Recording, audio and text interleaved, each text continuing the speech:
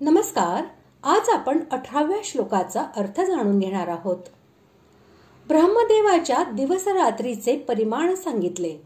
आता त्या ब्रह्मदेवाच्या दिवस व रात्रीच्या प्रारंभी वारंवार होणाऱ्या सर्व भूतांची उत्पत्ती व प्रलय यांचे वर्णन करीत भगवंत आता ते सर्व अनित्य असल्याचे सांगतात.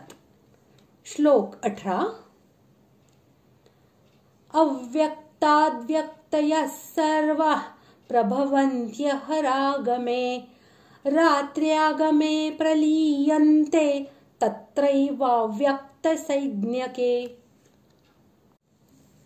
श्लोकाचा अर्थ: सर्व चराचर भूत समुदाय ब्रह्मदेवाच्या दिवसाच्या आरंभी अव्यक्तापासून म्हणजे ब्रह्मदेवाच्या सूक्ष्म शरीरापासून उत्पन्न होतात आणि ब्रह्मदेवाच्या रात्रीच्या आरंभी त्या अव्यक्त नावाच्या ब्रह्मदेवाच्या सूक्ष्म शरीरात विलीन होतात.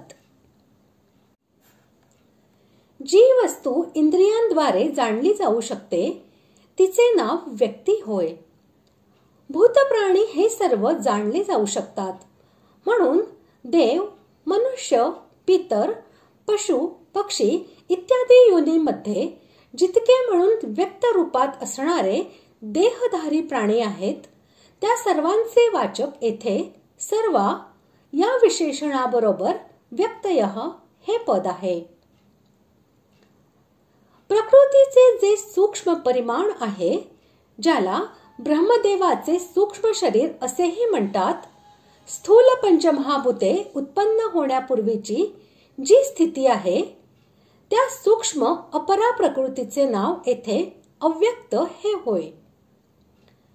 ब्रह्मदेवाच्या दिवसाच्या आगमनाच्या वेळी म्हणजे जेव्हा ब्रह्मदेव आपल्या सुषुप्ती अवस्थेचा त्याग करून जागृत अवस्था स्वीकारतो तेव्हा त्या सूक्ष्म प्रकृतीमध्ये विकार उत्पन्न होतात आणि ती स्थूल रूपात बदलते व त्या स्थूल रूपात बदललेल्या प्रकृतीबरोबर सर्व प्राणी आपापल्या कर्मानुसार विभिन्न रूपात संबद्ध होतात. हे म्हणजेच अव्यक्तापासून व्यक्तींचे उत्पन्न होणे होय. 1000 दिव्य युगे झाल्यावर ज्या क्षणी ब्रह्मदेव जागृत अवस्थेचा त्याग करून सुषुप्ती अवस्था स्वीकारतात त्यावेळीच्या प्रथम क्षणाचे नाव ब्रह्मदेवाच्या रात्रीचे आगमन होय. त्यावेळी स्थूल रूपात परिणाम पावलेली प्रकृती सूक्ष्म अवस्था प्राप्त करून घेते आणि सर्व देहधारी प्राणी भिन्न भिन्न स्थूल शरीरांनी रहित होऊन प्रकृतीच्या सूक्ष्म अवस्थेत स्थित होतात. हे म्हणजेच त्या अव्यक्तामध्ये सर्व व्यक्तींचे लय होणे होय. आत्मा हा अजन्मा आणि अविनाशी होय. म्हणून वास्तविक त्याची उत्पत्ती आणि लय हे होत नाहीत. प्रकृतीमध्ये स्थित प्राण्यांशी संबंध ठेवणारा प्रकृतीचा सूक्ष्म अंश स्थूल रूपामध्ये परिणत होणे म्हणजे त्याची उत्पत्ती होय आणि त्या स्थूलाचा पुन्हा सूक्ष्म रूपात लय होणे म्हणजेच त्या प्राण्यांचा लय होणे होय असे समजावे. अशा प्रकारे आज आपण 18व्या श्लोकाचा अर्थ जाणून घेतला.